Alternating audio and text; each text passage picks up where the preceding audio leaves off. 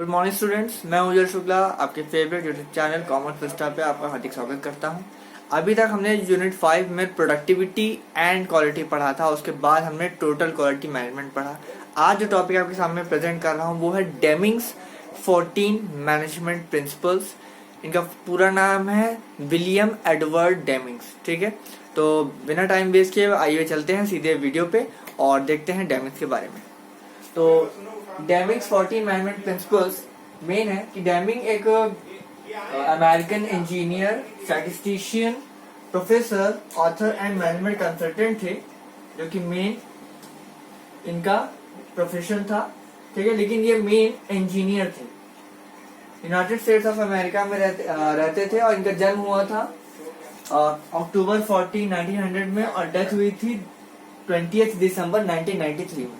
ठीक है, तो ये इनका मेन बायोग्राफी है। That he by profession he was an engineer. His core profession was engineering, but उन्हें स्टैटिस्टिशियन भी देखा जाता था, प्रोफेसर भी थे, ऑथर भी थे और मैनेजमेंट कंसल्टेंट भी थे। ऑथर में इन्होंने कई सारी बुक्स जो है बनाई थी या लिखी थी, जो कि मेन मैनेजमेंट प्रिंसिपल्स पे थी, जिनमें मेन सबसे बड़ा कंट्रीब्यूशन था वो था आपका 14 मैनेजमेंट प्रिंसिपल्स। ये सबसे बड़ा कंट्रीब्यूशन था इनका। ठीक है, और दूसरी चीज है कि Deming is best known for his management points in the United states, और वही 14 मैनेजमेंट पॉइंट्स हैं जिनकी वजह से इन्हें अमेरिका में बहुत ज्यादा पॉपुलैरिटी मिली और बहुत ज्यादा माना जाने लगा। तो ये तो था इनका छोटा सा बायोग्राफी। आइए देखते हैं इनके मेन 14 प्रिंसिपल्स कि वो क्या थे और किस तरीके से बिजनेस ऑर्गेनाइजेशन पे अप्लाई होते थे। ठीक है, स्टे ट्यून्ड। वैसे तो मैंने बताया था कि 14 principles of Deming's management principles हैं, लेकिन due to the lack of space मैं एक बार में 4 लेके चलूंगा और टोटल 14 है तो उन्हें 3-4 पेजेस में कवर करूंगा। ठीक है, नाउ लेट्स स्टार्ट। मेन है William Edwards Deming's 14 management point principles for total quality management. इसमें पहला, create consistency of purpose for improving products and services. ठीक, with the aim to become competitive and to stay in business to provide jobs। Main चीज क्या है कि हमारी जो constituency है, कॉन्स्टेंसी का मतलब है कि एक जगह पे स्थिर बने रहना, बार बार फ्लक्चुएशन नहीं होना चाहिए। एक बिजनेस का एम क्या होता है ये पहले बताओ। बिजनेस का एम है अपने आप को और बेटर बनाना और अच्छा बनाना, ताकि हम कंपटीशन भी फाइट कर सके और दूसरी चीज मार्केट में बने रहें, ताकि हमारा बिजनेस और ज्यादा फ्लरिश करे और हम और ज्यादा जॉब्स को भी जनरेट कर पाए। ठीक, दूसरा, adopt the new philosophy. Adopt the new philosophy का मेन मतलब है कि हम एक ऐसे इकोनॉमिक एज में हैं जहां पर हमें कैसे बिजनेस की सेंस में कह रहा हूँ कि दैट बिजनेस एक ऐसे इकोनॉमिक एज में है जहां पे उसे अपनी जो रेस्पॉन्सिबिलिटीज उन्हें समझना होगा और उन चैलेंजेस से भी मतलब उन चैलेंजेस से भी फेस टू फेस होना होगा, जिसमें इकोनॉमिक क्रंच आ सकता है, कठोर कंपटीशन आ सकता है और इस कठोर कंपटीशन की वजह से आपको जो है बेस्ट पॉसिबल चीजें रीजनेबल प्राइस पे कंज्यूमर्स को प्रोवाइड करनी पड़ेगी। ठीक, तीसरा है cease dependence on inspection to achieve quality, eliminate the need for inspection on a mass basis by building quality into the product in first place. Cease का मतलब होता है रोकना या अवॉइड करना। ठीक, तो यहाँ पे मेन चीज है कि हमें इंस्पेक्शन पे जो डिपेंडेंस है हमारी आफ्टर प्रोडक्शन, उसको मतलब हटा देना चाहिए, एलिमिनेट कर देना चाहिए। It should be removed. क्यों? क्योंकि होता क्या है कि जब हम इंस्पेक्शन करवाते हैं अपने गुड्स का, तो हमारे लिए वो कॉस्ट मैक्सिमाइजेशन की सेंस में होती है, क्योंकि जो इंस्पेक्शन करने आएगा क्या वो फ्री में आएगा? वो भी तो कुछ ना कुछ अपना रेम्युनरेशन यानी सैलरी या जो भी उसका फीस है वो लेगा ना, प्रोफेशनल फीस। तो उसको अवॉइड करने के लिए हम एक चीज कर सकते हैं कि हम जो प्रोडक्शन की फर्स्ट प्लेस है यानी फैक्ट्री, हम वहीं से क्यों ना अपने प्रोडक्ट्स में हाई क्वालिटी लगा दें, हाई क्वालिटी डाल दें, तो हमें इस इंस्पेक्शन की जरूरत ही नहीं पड़ेगी। ठीक, और यही चीज यहाँ कह भी रहा है, cease dependence on inspection to achieve quality, कि हम भाई जहां से प्रोडक्ट रॉ मटेरियल यानी कन्वर्ट होकर के तैयार हो रहा है, हम वहीं से क्यों ना जो है प्रोडक्ट जो है क्वालिटी मेंटेन कर दें, हमें इंस्पेक्शन की जरूरत ही ना पड़ेगी।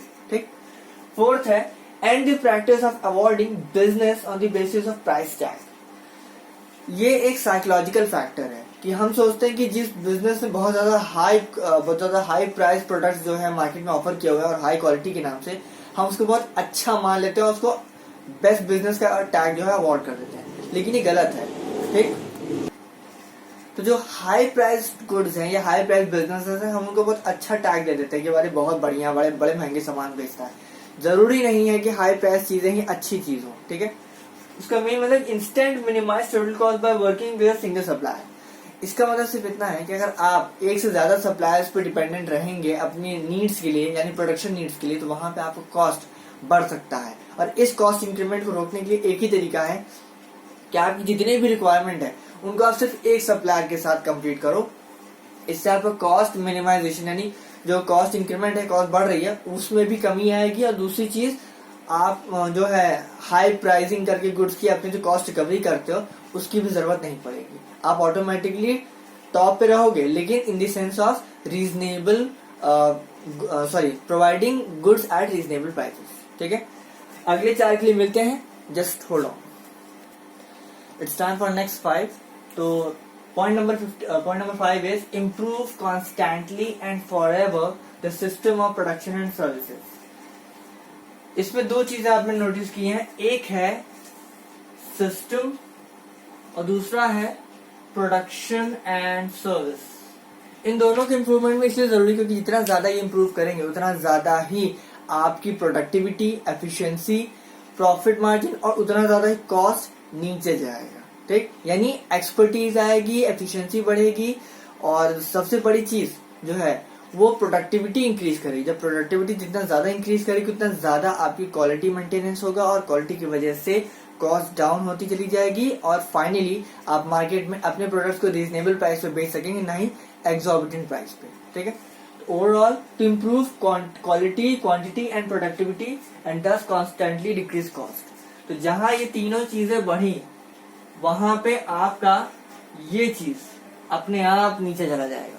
ठीक है, और यही डेमिंग्स ने भी कहा कि अगर हम अपनी क्वांटिटी, क्वालिटी को और system of production and service को अगर ओवरऑल इम्प्रूव कर दें तो हम बहुत अच्छा खासा टारगेट अचीव कर सकते हैं। ठीक है, next, institute training on the job. बिल्कुल, institute training on the job का मतलब है, you might have heard in human resource management. Human resource management में एक वो है टाइप्स ऑफ ट्रेनिंग्स होती हैं, जिसमें on the job training end of the job training होती है। ठीक है, ये उसी में ऑन द जॉब ट्रेनिंग है।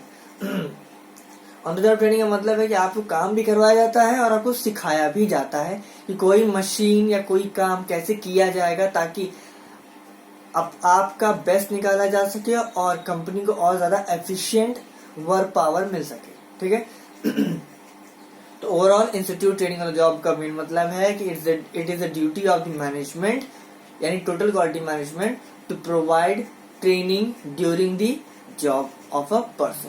ठीक है, next is adopt institute leadership. Leadership का मतलब क्या, सिर्फ ऑर्डर्स देना या सिर्फ ये बता देना कि कैसे जाना है? नहीं, लीडरशिप का मेन मतलब है कि कैसे जाना ये तो बताना ही, और कैसे लीडिंग करनी वो भी बताना है, लेकिन साथ ही साथ अपने नीचे जो स्टाफ के सबऑर्डिनेट्स हैं उन्हें प्रॉपरली ट्रेन करना, प्रॉपरली मशीनरी के बारे में बताना या गैजेट के बारे में बताना, ताकि वो अपने टैलेंट के अकॉर्डिंग उस मशीन से बेस्ट काम कर सके। ठीक, जो कि हमने लिखा हुआ था, aim of supervision is should be to help people and machines and gadgets to do a better job। भाई अगर बंदों को समझाओगे तो मशीन और गैजेट्स जिन पे उनको काम करना है वो ऑटोमेटिकली बहुत अच्छे से ऑपरेट कर पाएंगे और आपको हाई प्रोडक्टिविटी का एक गिफ्ट भी मिल जाएगा। ठीक है, 8 drive out fear. Drive out fear का मतलब है अपने अंदर से काम करने का जो डर है या गलती होने का डर है उसको निकाल दो बाहर, यानी सो दैट एवरीवन में work effectively for the company. इस डर में एक चीज और है नौकरी से बाहर निकालने का। मान लीजिए कि आप अभी समय जैसे हमारी इकोनॉमी में क्रेडिट क्रंच चल रहा है, इकोनॉमिक क्रंच चल रहा है ड्यू टू लॉकडाउन, इसमें अगर कंपनियां चाहें तो वो अपने मैन पावर से और ज्यादा अच्छा काम ले सकती है। उसका तरीका ये होगा कि आपको उनके मन से ये साइकोलॉजिकल फियर निकाल देना है कि हम तुम्हें निकाल के बाहर कर देंगे अगर हमें प्रॉपर बिजनेस नहीं मिलता तो। ठीक, या तुम्हारी सैलरी कट होगा, ऐसा कोई भी फियर उनके मन में नहीं होना चाहिए। ठीक, दे शुड बी फियरलेस। ठीक है, तभी वो पूरे मन से और पूरे कहते हैं ना वो होल हार्टेडली काम कर पाएंगे और अपना बेस्ट दे पाएंगे और आपको टॉप पे पहुंचा पाएंगे।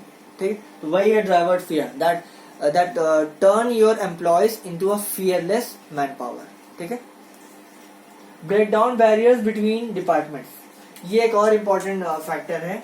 इसमें मेन है कि आपके मतलब ऑर्गेनाइजेशन में रिसर्च, डिजाइन, सेल्स, प्रोडक्शन, इन सारे डिपार्टमेंट्स में कई सारे लोग काम करते हैं, तो इनको एज ए डिपार्टमेंट ट्रीट मत करो यार, इनको एज अ टीम ट्रीट करो और इन्हें भी मतलब एनकरेज करो कि एज अ टीम काम करें आपके बिजनेस में, ताकि आपके बिजनेस को ज्यादा से ज्यादा तगड़ा मैन पावर मिले, तगड़े आइडियाज मिले, ताकि वो और भी ज्यादा एफिशिएंटली काम कर पाए। यहाँ में लिखा भी है कि must work as a team to foresee problems of production.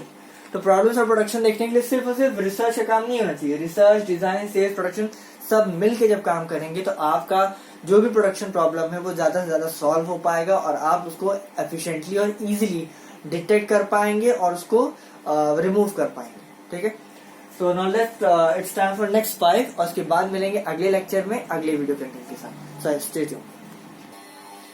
Now the next 4 again, और अभी आखिरी बचा है जो इसके बाद में इस क्लास में कर दूंगा। Eliminate slogans, exhortations and targets for the workforce.